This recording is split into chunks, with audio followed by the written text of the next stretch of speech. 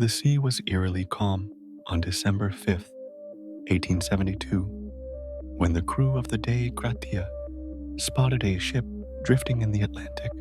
The vessel, the Mary Celeste, appeared intact, her sails flapping weakly in the breeze. Yet as the Dei Gratia drew closer, an unshakable sense of dread washed over the sailors. Something was terribly wrong. They hailed the ship, but no reply came. Boarding her, the men stepped onto the deck, and an unnatural stillness seemed to press down on them. The Mary Celeste was utterly empty. Its crew vanished without a trace. The ropes hung limp, the wheel unmanned, and yet there were no signs of struggle. It was as if the sea itself had swallowed the souls on board. Inside the ship, the haunting scene unfolded further. The galley remained stocked with food, untouched and rotting in the humid air. Half-empty mugs of coffee sat on tables, their contents long cooled. The personal belongings of the crew lay undisturbed in their quarters, eerily awaiting owners who would never return. But then came the truly disturbing details. Bloodstains spattered the railings on the main deck, smudged as if wiped clean in a hurried, panicked motion.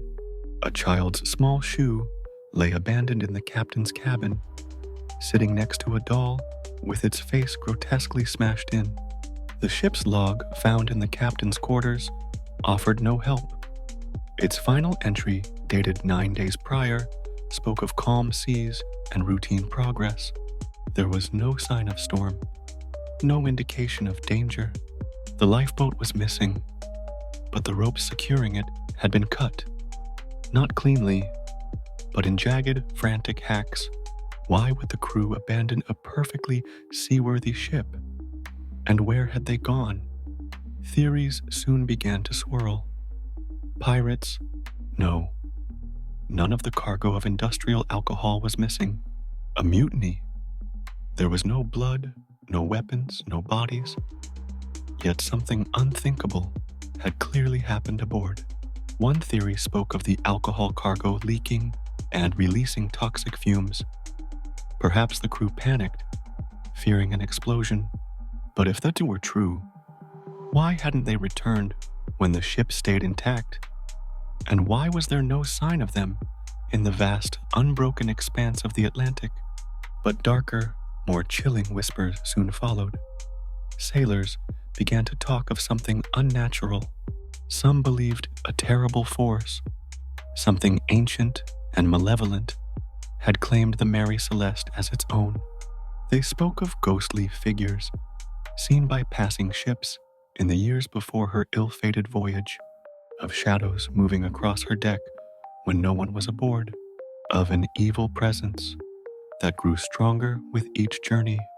The Mary Celeste was eventually salvaged, but every crew that took her on met grim fates, financial ruin, violent mutiny, and mysterious deaths. Some even claimed the ship herself was cursed, her hull soaked with the despair of those she had devoured.